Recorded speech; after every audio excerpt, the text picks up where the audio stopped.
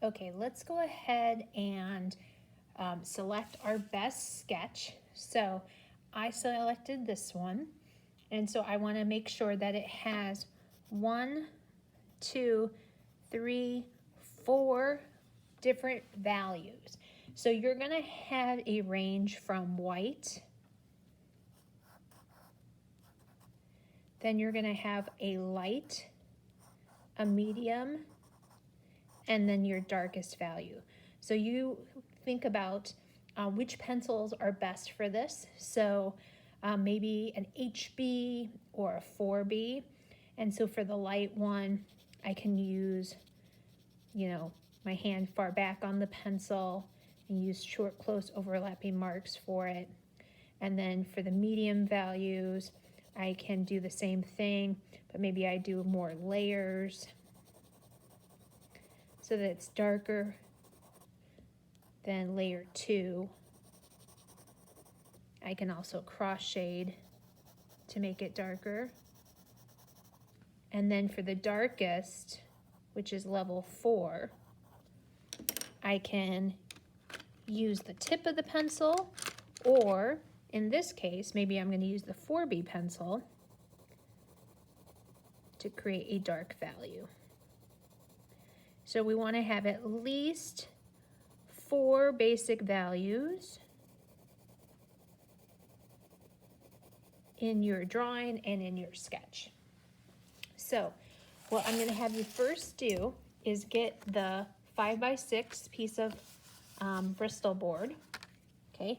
And what you're going to do is you're going to use the ruler, and you're going to measure out with a light pencil 4 by 5. So it's going to have a 1/2 inch border.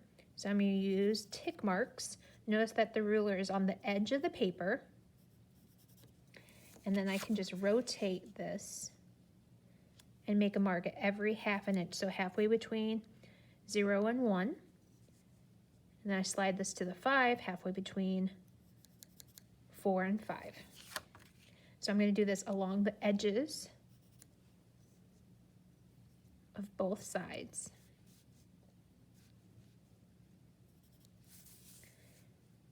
And then once I have that done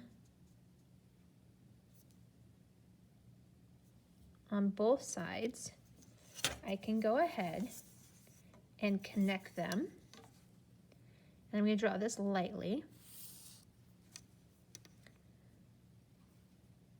I want to get in the habit of always drawing things lightly. It's so much easier to correct your mistakes if you draw light. Okay, so then what I'm going to go ahead and do is I'm going to look at my sketch, and I'm going to try to draw it out. And if it changes, you want to make sure it's looking better, not worse. So I'm going to think about, maybe where this connects to the sketch. So it's slightly above the middle, and how much space it takes up. So I'm going to lightly go ahead and sketch that in. Kind of putting in the basic value or basic shape.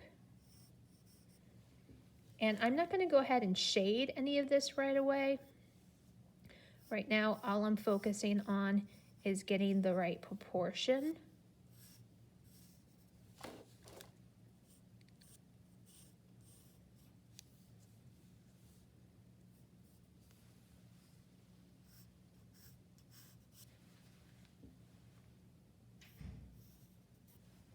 And then put in the next shape.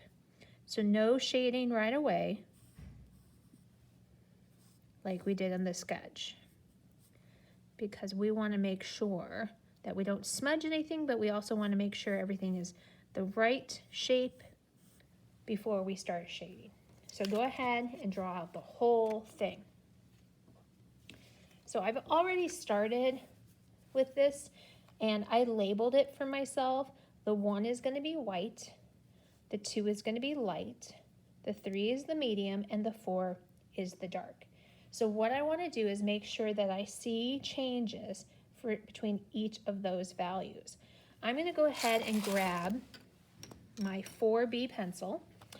And so in the 4 section, and I'm going to start with the 4. One of the reasons we did the borders so that we don't put our hands on our work. That's going to create a lot of smudges and smears. So I'm going to go ahead and actually, this is supposed to connect, so maybe I'm going to fix that, right? Make sure it lines up. I'm going to go ahead and I'm going to shade the same direction I did here. And so I'm going to use short, close, overlapping marks.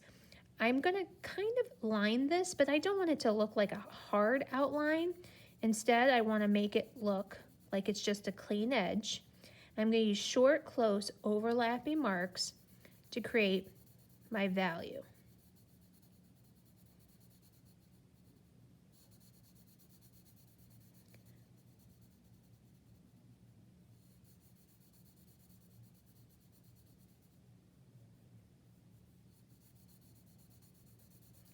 Now, once I start to kind of get in the basic value, I can smooth it out by cross shading.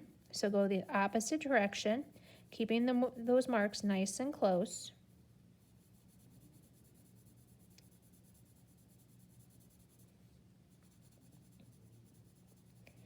Now you have some options on your values. You can use nice flat values, or as I started doing here, you can see I'm going from dark to light. So you can have gradation. You can also do some cast shadows. So I can show you how to do some cast shadows in just a little bit. But what I'd do is I'd start with all of the dark values first, right? Looks like I haven't even finished it here, so I need to do that. But like, just go ahead and start those dark values first. Be really consistent about the direction of your shading. You don't want to go a bunch of different directions. You want to be pretty consistent, especially within the shape, so that it looks nice and smooth. Craftsmanship and technique, as well as a range of value, is kind of the emphasis of this assignment. But you notice I'm not pressing hard. I'm just using the correct pencil, and I'm layering, and I'm changing how I hold the pencil. So if I want it to be more dark, I'm gonna do it more upright, and I'll get a darker value. Okay, so then when I go to the second layer, I might keep it the same direction as I did in the 4 layer, but I want to make sure that it gets a little bit darker as I go up.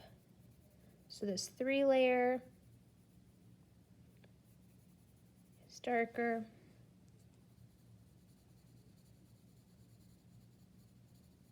Keep those lines nice and close together. I rushed it a little bit, so I started seeing some lines. So I want to be nice and consistent. Okay, if you find that your edges are a little bumpy, you sharpen your pencil and then go in and clean up your edges.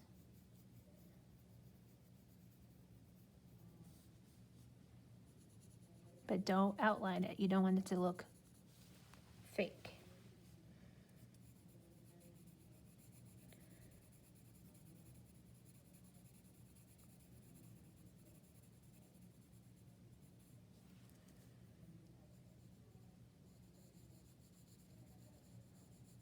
So you see I kind of went this direction. So I'm going to only go those 2 directions. I'm going to go up and down, and then maybe on a diagonal.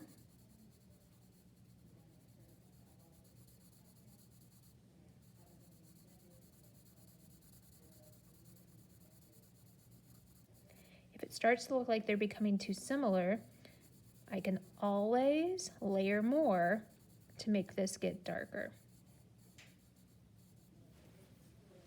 Okay, so take your time to get a range of values from dark, medium, light, and then leave the white. So here I didn't even finish this section, but you can see that it's getting, right? It's getting lighter as I go through here, right? So I can see some lines here, so I'm going to need to take my time and make it nice and smooth like this. Okay, if you go too dark, remember you got your kneaded eraser that you can always use to lighten up, to kind of fix any mistakes that you have without having to restart. Okay, And then the last part is if you want a sort of a cast shadow, you have to keep in mind that this layer 2 is on top of layer 3. So what you would do is decide what side you want to. I'm going to do cast shadows on the top edge. And so what I would do is add a little bit of a shadow along the edge here to make it look like this layer is on top of this layer. So you can do that for any of these to make it look like it's on top. So you just have to pick a side and continue with it. So here, 2 would be on top of this. So you might have a cast shadow here that's on top of this 3 layer. Make sure that you look at some of those examples on the presentation. If you're really interested in cast shadows, it's a little bit harder to do. But I would definitely say everyone can manage either a nice flat value where it's nice and consistent through layering, or a gradation where it's going dark and then it gradually gets lighter.